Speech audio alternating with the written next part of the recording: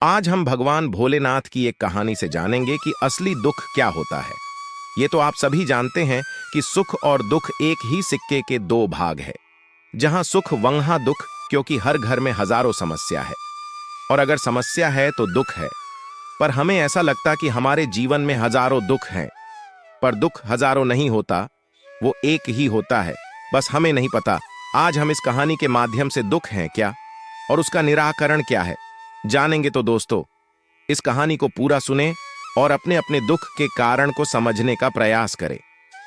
एक शहर में एक मोहन नाम का लड्डिका रहता था। वो हमेशा दुखी होता था। वो कुछ काम भी नहीं करता था। घर के बाकी सदस्य उसे ताना मारते और कोई काम करने से कहते, पर उसे कोई फर्क नहीं पड़ता। जब भी वो अपने दोस्तों से मिलता तो अपने दोस्तों की कामयाबी देखकर शर्मा जाता। इसी तरह दिन बीतते गया। वो अब लोगों के सामने भी नहीं जाता कि कोई पूछ ना ले कि क्या काम करता है।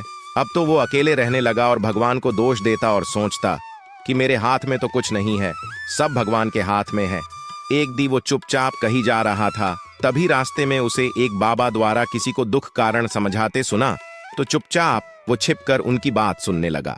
बाबा उसे समझा रहे थे कि दुख तो हमें जीवन जीने की कला सीखता है। आप दुख को समझे कि वो क्यों आया है आपके जीवन में, और चाहे तो आप जीवन भर उस दुख को लेकर रोते रहे। ये सारी बातें मोहन छुपकर सुन रहा होता है। जब बाबा जाने लगते हैं तो मोहन उनके पास जाता है और बाबा से कहता है, हे महात्मा, अभी मैं आपकी सारी बातें सुन रहा था। आप कह रहे थे कि दुख हमें गुरु के समान जिंदगी जीने की कला सिखाता है, पर मेरे जीवन में तो दुख ही दुख है, पर मैं तो कुछ सीख नहीं पाया। आपने कहा दुख जीवन का मार्गदर्शन करता है, पर मेरा जीवन तो अंधकारमय है, मुझे तो कुछ समझ नहीं आ रहा है, कृपया कर मेरा मार्गदर्शन करें। और यह कहकर अपने ऊपर बीती सारी बात वो बाबा को बताए। मोहन की सारी बात सुनकर बाबा मुस्कुराकर बोले, बेटा, जब तुम्हें असली दुख का पता चले तो मेरे पास आना, मैं उसका समाधान बताऊंगा। ये बात सुनकर मोहन की आंखें फटी की फटी रह गई। वो कुछ बोल नहीं पाया। बाबा चले गए। मोहन को ऐसा लगा जैसे किसी ने उसे जमीन पे पटक दिया हो और वो सोचने लगा, जो पीड़ा दुख मेरे को हो रही है, क्या वो असली दुख नहीं है? मैं जो ताना सहता हूं, जो गालियां खाता हूं, हर समय अपने आप को कोसता हूं, क्या ये असली दुख नहीं है? वो बाबा को भला बुरा कहकर घर आकर सो जाता है और सोचता है, सब मुझे भला बुरा कहते हैं, सब मुझे ताना मारते हैं कि कुछ करता नहीं है। कहते हैं अब मैं इन सबको कुछ करके दिखाऊंगा। ऐसा सोचकर अपने पिताजी के पास जाता है और कहता है, पिताजी, मुझे कुछ धन चाहिए, मैं व्यापार करना चाहता हूं। पिताजी उसे धन देते हैं और वो व्यापार करने लगता है, पर व्यापार में उसे सफलता नहीं मिल रही होती है। तो वो हताश होकर अपने पिताजी के पास जाता है और अपने पिताजी को व्यापार की सारी दिक्कतों को बताता है।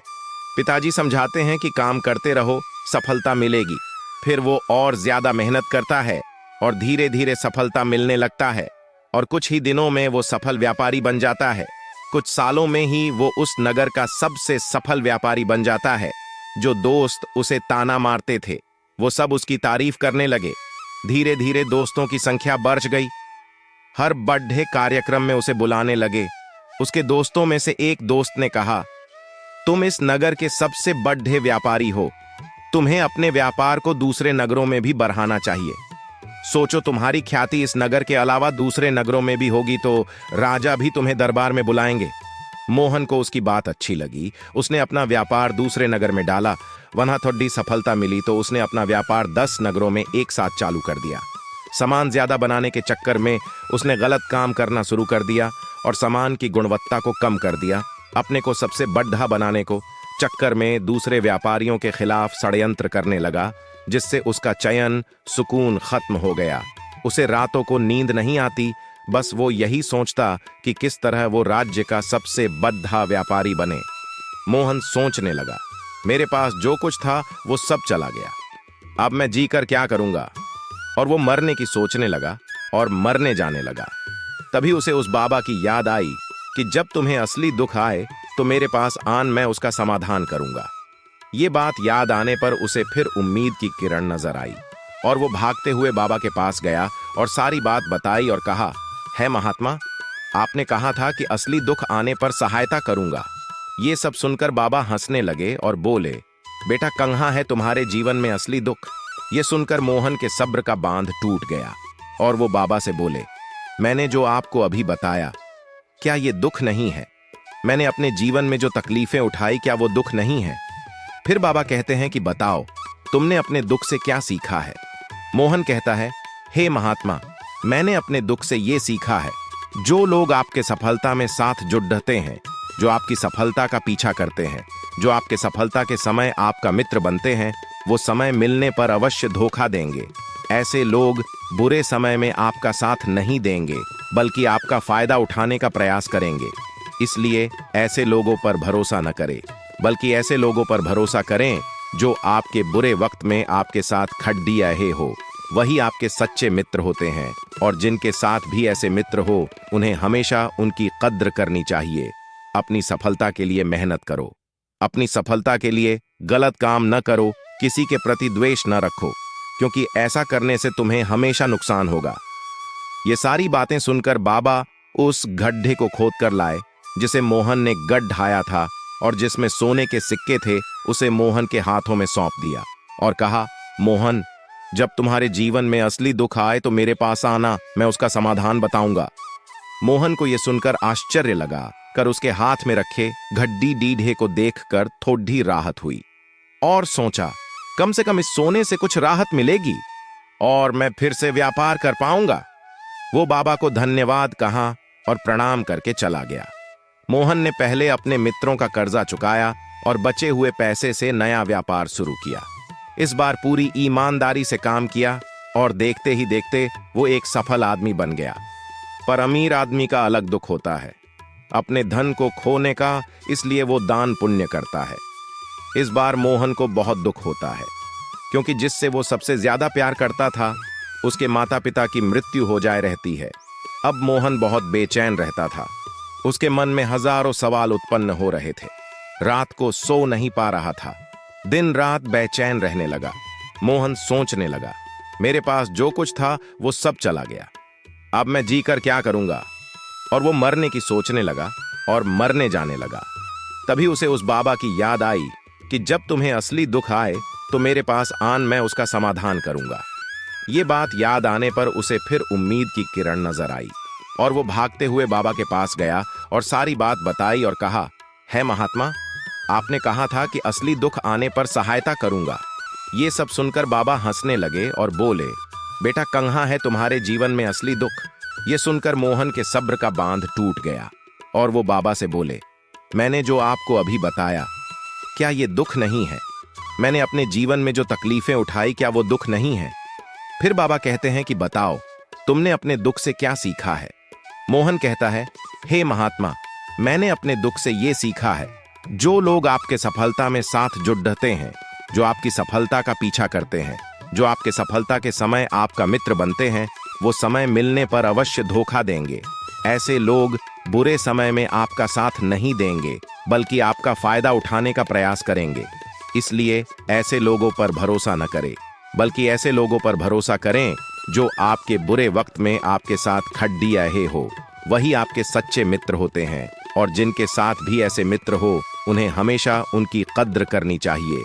अपनी सफलता के लिए मेहनत करो, अपनी सफलता के लिए गलत काम न करो, किसी के प्रति द्वेष न रखो, क्योंकि ऐसा करने से तुम्हें हमेशा नुकसान होगा।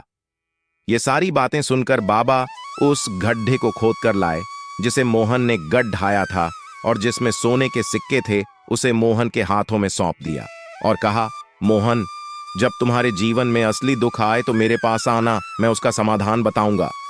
मोहन को यह सुनकर आश्चर्य लगा, कर उसके हाथ में रखे गड्ढी डीढ़े को देखकर थोड़ी राहत हुई, और सोचा, कम से कम इस सोने से कुछ राहत मिलेगी और मैं फिर से व्यापार कर पाऊंगा। वो बाबा को धन्यवाद कहा और प्रणाम करके चला गया।